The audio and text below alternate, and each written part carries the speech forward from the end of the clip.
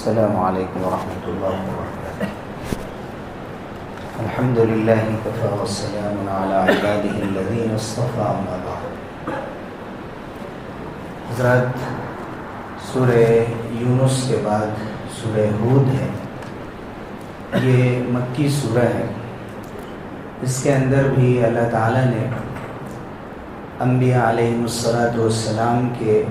تذکرے تقریباً اسی ترتیب سے بیان فرمائے ہیں جیسے سورہ اعراف میں۔ پہلے حضرت نوح علیہ السلام کا تذکرہ ہے، اور اس کے بعد حضرت ہود، حضرت صالح، حضرت ابراہیم، حضرت لوط، حضرت شعیب، حضرت موسیٰ اور ہارون علیہم التسلیم کا ذکر خیر اللہ تعالیٰ نے فرمایا، اور ان کی قوموں کا جو رویہ ان کے ساتھ رہا اور ان کی جو خرابیاں تھیں بنیادی طور پر ان کا ذکر فرمایا گیا۔ خاص طور سے یہاں حضرت نوح علیہ السلام کے بیٹے کا ذکر فرمایا گیا کہ جب انہوں نے فرمایا تھا کہ اے میرے بیٹے، یا بنی ارکب معنا ولا تکن مع الکافرین، تم میرے ساتھ آ جاؤ اور کشتی میں سوار ہو جاؤ۔ اور اس نے کہا تھا کہ سآوی الی جبل یعصمنی من الماء، کہ میں تو پہاڑ پر پناہ لے لوں گا اور یہ پہاڑ مجھے پانی سے بچا لے گا۔ اس وقت حضرت نوح علیہ السلام نے فرمایا تھا لا عاصم اليوم من امر اللہ الا من رحم، کہ آج جس پر اللہ رحم کرے وہی بچ سکتا ہے، آج اللہ کی طرف سے کوئی بچانے والا نہیں۔ اور پھر دونوں حضرت نوح اور ان کے بیٹے کے درمیان موج حائل ہو گئی، اور جو لوگ ڈبو دیے گئے ان میں حضرت نوح علیہ السلام کا بیٹا بھی تھا۔ جب حضرت نوح علیہ السلام نے اللہ کے حضور میں فریاد کی کہ اللہ ہی میرا بیٹا ہے، تو اللہ تعالیٰ نے فرمایا کہ انہ لیس من اہلک، یہ تمہارا بیٹا نہیں ہے، تمہارے گھرانے سے اس کا کوئی تعلق نہیں، اس لیے کہ انہ عمل غیر صالح، اس کا جو کام ہے، اس کا عمل ہے وہ ٹھیک نہیں۔ وہ عمل کی بنیاد پہ، ایمان کی بنیاد پر نبوت کا جو کام ہوتا ہے، اس کا رشتہ ہوتا ہے، اسے اللہ کے ہاں مقبولیت حاصل ہوتی ہے۔ تو گھر کا کوئی فرد بھی اگر باغی ہو جائے اور نبی کے طریقے پہ چلنے والا نہ ہو تو اللہ تعالیٰ اسے محروم کر دیتے۔ پھر خاص طور سے قوم شعیب کی خرابیوں کا تفصیل سے ذکر کیا گیا کہ جن کے اندر ناپ تول میں کمی کی خرابی پائی جاتی تھی۔ ان سے حضرت شعیب علیہ السلام نے فرمایا کہ بقیت اللہ خیر لکم ان کنتم مؤمنین، جو بھی کمانا ہے انصاف کے ساتھ اور حق کے ساتھ اور سچ بول کر کماؤ، انشاءاللہ جو بھی اس میں بچ جائے گا، جو فائدہ ہوگا وہی تمہارے حق میں بہتر ہے۔ یہ نہیں ہے کہ ناجائز طریقے سے کما کر تم اپنی دولت بڑھا لو اور یہ سمجھو کہ اس میں اللہ کی طرف سے برکتیں آئیں گی، ایسا نہیں ہو سکتا۔ تو قوم شعیب کے حوالے سے اللہ تعالیٰ نے رہتی دنیا تک جو بھی طریقے دولت کمانے کے غلط اختیار کیے جائیں گے، جلد دولت مند بننے کی ہوس میں یا لوگوں کے حقوق کو دبا کر، وہ سب اس میں شامل ہیں۔ آج دنیا میں جو کرنسی کے طریقے ایجاد ہیں اور اس کے نتیجے میں جو زیادہ کرنسی چھاپی جاتی ہے، مارکیٹ کی ویلو خراب کی جاتی ہے، جو اکنامک انفلیشن ہوتا ہے، اور اس کی وجہ سے لوگوں کے اوپر بوجھ پڑتا ہے کہ ایک شخص کو اگر آج آپ قرض دیتے ہیں 1 لاکھ روپے اور 10 سال کے بعد 1 لاکھ روپے واپس لے تو پیسہ آپ کا ہے لیکن اس کی ویلو وہ نہیں رہ جاتی۔ یہ جو بگاڑ ہے اور اس کے پیچھے جو لوگ ہیں، یہ سب قوم شعیب علیہ السلام کی اس بیماری میں مبتلا ہے۔ یہ دنیا میں جو سود کا نظام ہے اور جوئے کا نظام ہے، یہ سب اس کے تحت آتا ہے۔ اللہ تعالیٰ نے پھر حضور اکرم صلی اللہ علیہ وسلم سے فرمایا کہ تلک القری نقص علیک من انبائها، کہ یہ وہ بستیوں والے ہیں جن کے قصے ہم آپ کو پڑھ کر سناتے ہیں۔ ان میں بہت سی بستیاں وہ ہیں جو ابھی باقی ہیں، بہت سی بستیاں ختم ہو چکی ہیں۔ منہا قائم وحصیر وما ظلمناہم، ہم نے ان پر ظلم نہیں کیا تھا، ولکن ظلموا انفسہم، خود انہوں نے اپنے ساتھ ناانصافی کی، ظلم کیا۔ ان کے معبود اور ان کے شرکاء ان کو اللہ کی پکڑ سے نہیں بچا سکے۔ حضور اکرم صلی اللہ علیہ وسلم نے فرمایا کہ شیبتنی ہود والواقعہ والمرسلات وإذا الشمس كورت، مجھے سورہ ہود نے اور سورہ واقعہ اور عما یتساءلون کا بھی آپ نے ذکر فرمایا، سورہ مرسلات کا بھی، اور اذا الشمس کورت کا، کہ ان صورتوں نے مجھے بوڑھا کر دیا۔ اس طرح سے اللہ تعالیٰ نے قوموں پر اپنی پکڑ کا ذکر فرمایا ہے کہ انسان کا دل لرز جاتا ہے، کانپ جاتا ہے انسان اگر حقیقت کو سمجھے۔ حضور صلی اللہ علیہ وسلم سے صحابہ نے پوچھا کہ آخر کون سی بات سورہ ہود میں ایسی آئی ہے جس کی وجہ سے آپ پر اتنا اثر ہے؟ آپ نے فرمایا کہ اللہ نے مجھ سے خطاب کر کے فرمایا کہ فاستقم کما امرت، کہ جیسے آپ کو حکم دیا جا رہا ہے ویسے ہی آپ ثابت قدم رہیے۔ جب حضور صلی اللہ علیہ وسلم سے یہ بات کہی جا رہی ہے کہ استقامت کے ساتھ راہ راست پر اللہ کے حکموں کے مطابق آپ لوگوں کے درمیان ہدایت کا کام کرتے رہیے، اور جو لوگ توبہ کرنے والے ہیں آپ کے ساتھ ولا تطغوا، اور آپ میں سے کوئی آگے نہ بڑھے، نبی کے واسطے سے پوری امت کو یہ تعلیم دی گئی۔ اور حقیقت یہ ہے کہ الاستقامت فوق الکرامہ صوفیہ کا مشہور قول ہے، حالانکہ وہ ان کے درمیان کرامتیں بہت ہوتی ہیں، لیکن انہوں نے خود فرمایا کہ جو استقامت ہوتی ہے، دین کے اوپر ثابت قدمی، مسلسل اللہ کے لیے کام کرتے رہنا اور اپنی اصلاح کرتے رہنا، یہ 1000 کرامتوں سے بہتر ہے۔ اور اس سے بہتر ہے کہ انسان کوئی ایسی بات کر کے دکھائے جو عام طور سے نہیں ہوتی ہے اور لوگ اس سے متاثر ہونے لگیں اور یہ سمجھیں کہ انہوں نے کوئی کرشمہ کر دکھایا۔ ان سب سے بہتر ہے کہ اگر انسان راہ راست پر قائم ہے، اپنی زندگی میں حلال و حرام کی تمیز کر رہا ہے، اپنی عبادتوں پر قائم ہے، زندگی میں رخصتوں کو تلاش کرنے کے بجائے، چھوٹ کو تلاش کرنے کے بجائے عزیمت کا راستہ دیکھ رہا ہے کہ بہتر کیا ہے، افضل کیا ہے، یہ اصل اللہ کے یہاں مقبول۔ پھر اللہ تعالیٰ نے فرمایا کہ ان الحسنات یذہبن السیئات، جو نیکیاں ہیں وہ برائیوں کو لے جاتی، یعنی بہت سے گناہ جو انسان کی زندگی میں ہوتے رہتے ہیں، اونچ نیچ ہوتی رہتی ہے، تو جو انسان کی نمازیں ہوتی ہیں، انسان کی عبادتیں ہوتی ہیں، یہ عبادتیں ان گناہوں کو مٹاتی رہتی، اس لیے ہمیشہ اسے جاری رکھنا چاہیے، نہ صرف خود بلکہ دوسرے لوگوں کو دعوت دینا اور ان کی اصلاح ضروری ہے، کیونکہ اسی سورہ میں اللہ تعالیٰ نے فرمایا کہ وَمَا كَانَ رَبُّكَ لِيُهْلِكَ الْقُرَى بِظُلْمٍ وَأَهْلُهَا مُصْلِحُونَ، کہ اگر لوگ اصلاح کرتے رہیں، کسی بستی کے لوگ، کسی علاقے کے لوگ آپس میں غلطیوں کو سدھارتے رہیں اور ایک دوسرے کی اصلاح کرتے رہیں، تو اللہ ایسا نہیں ہے کہ بستیوں کو ہلاک کر دے۔ گویا اصلاح پر، دعوت کے کام پر، خیر خواہی پر اللہ کی طرف سے نجات کا وعدہ ہے، ہلاکت سے حفاظت کا وعدہ ہے۔ اس کے بعد سورہ یوسف ہے، جسے قرآن مجید میں ہی خود اسی سورہ کے اندر احسن القصص فرمایا گیا کہ سب سے بہترین قصہ، جب یہودیوں نے حضور اکرم صلی اللہ علیہ وسلم سے آ کر سوال کیا کہ اگر آپ اللہ کے نبی ہیں تو یہ بتائیں کہ یعقوب اور ان کی اولاد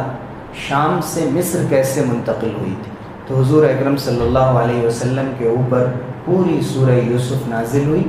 اور یہ قرآن کی واحد سورہ ہے جس میں ایک سورہ کے اندر مکمل ایک نبی کا مکمل تذکرہ ہے۔ اور آپ دیکھیں گے کہ مختلف انبیاء کے تذکرے قرآن مجید میں مختلف جگہوں پر پھیلے ہوئے ہیں، چونکہ قرآن قصے کہانی کی کتاب نہیں ہے، نہ یہ بایوگرافی کی کتاب ہے، نہ سیرت کی کتاب ہے،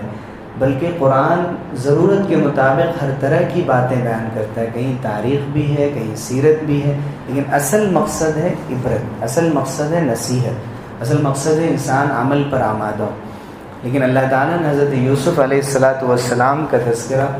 یہودیوں کو خاص طور سے متاثر کرنے کے لیے بھی، اور پوری انسانیت کو جو انبیاء سے خدا نخواستہ بغض رکھتے ہیں، چونکہ حضرت یوسف علیہ السلام کے بارے میں ان کے درمیان حسد پایا جاتا تھا، اللہ تعالیٰ نے حضور اکرم صلی اللہ علیہ وسلم کے لیے تسلی کا بھی سامان کیا۔ مکے کی زندگی تھی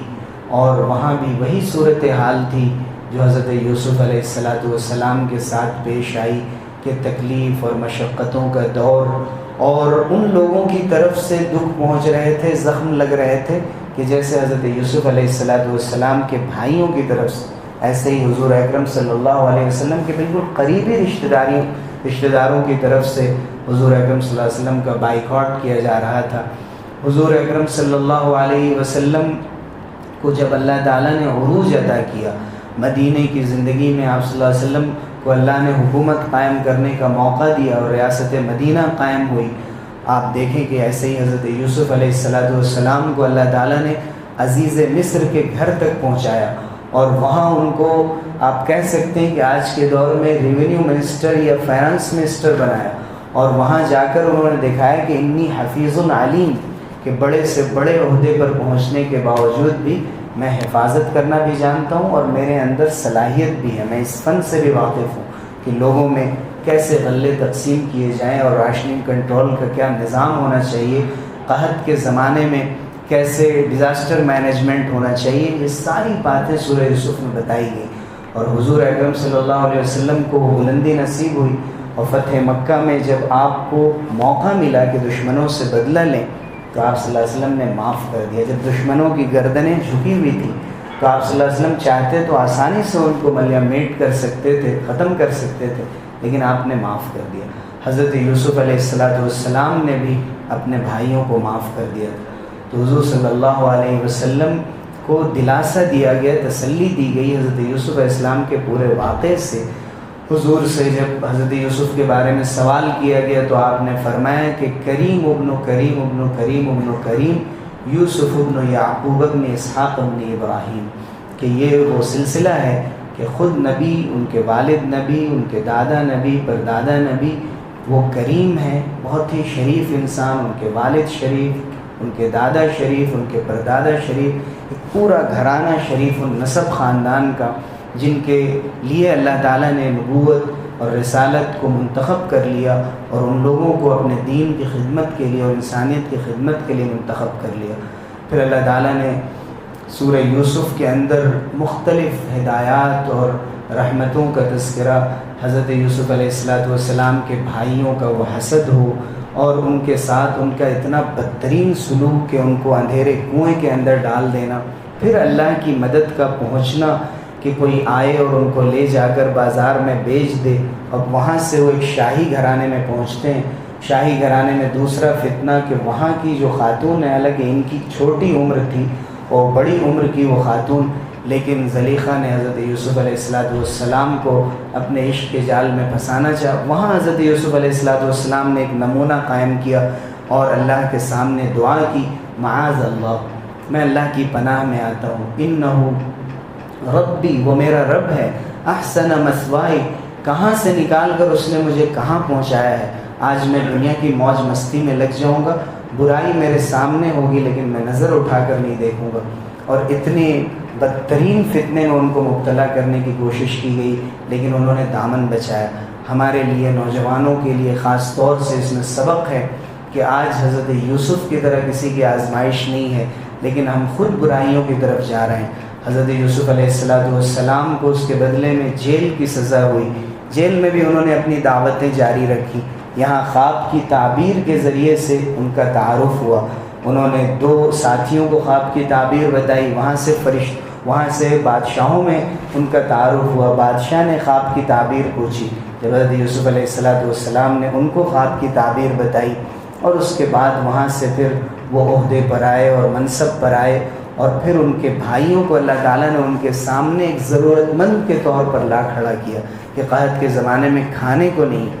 حضرت یوسف علیہ السلام نے ایک خاص تدبیر کے ذریعے سے، جو اللہ کے حکم کے مطابق تھا، بنیامین کو، جو ان کے سگے بھائی تھے، اور بقیہ جو ان کے 10 بھائی تھے وہ باپ شریک بھائی تھے، وہ سوتیلے بھائی تھے، اور ان کے اندر فطری طور پر جو یہ حسد اور جلن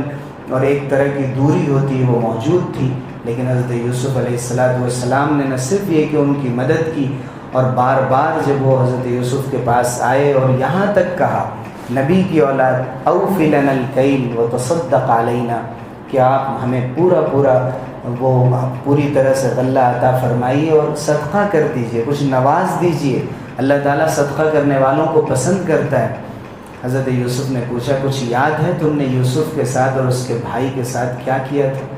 انہوں نے کہا کہ ہم نادان تھے، آپ یوسف ہیں، ہمیں تو معلوم ہی نہیں، بار بار آئے گئے اور پتہ بھی نہیں چلا ان کو۔ انک لانت یوسف، انا یوسف وھذا اخی، میں یوسف ہوں اور یہ میرا بھائی بنیامین ہے۔ انہ من یتقی ویصبر، جو تقوی اختیار کرتا ہے، صبر کرتا ہے، فإن اللہ لا یضیع اجر المحسنین، اللہ تعالیٰ اچھے کام کرنے والوں کا اجر ضائع نہیں فرماتا۔ حضرت یوسف علیہ السلام کو اللہ تعالیٰ حضرت یعقوب اور ان کے گھر والوں سے ملاتا ہے اور ان سب کو سر بسجود کرتا ہے، ان کے سامنے جھکا دیتا ہے. جو اس خواب کی تعبیر تھی جو انہوں نے دیکھی تھی کہ 11 ستارے اور چاند اور سورج مجھے سجدہ کر رہے ہیں، اور پھر اللہ تعالیٰ اس طرح اس پورے خاندان کو جمع کر دیتا ہے. حضرت یوسف کے اس پورے واقعے میں آپ دیکھیے کہ ہماری کامیابیوں اور کامرانیوں کے فیصلے زمین پر نہیں آسمان پر ہوتے ہیں. ہم جن اسباب اور وسائل پر بھروسہ کرتے ہیں ان کو دیکھیں اور حضرت یوسف کی زندگی دیکھیں کہ اللہ نے کہاں سے ان کو کہاں پہنچایا اور کس نے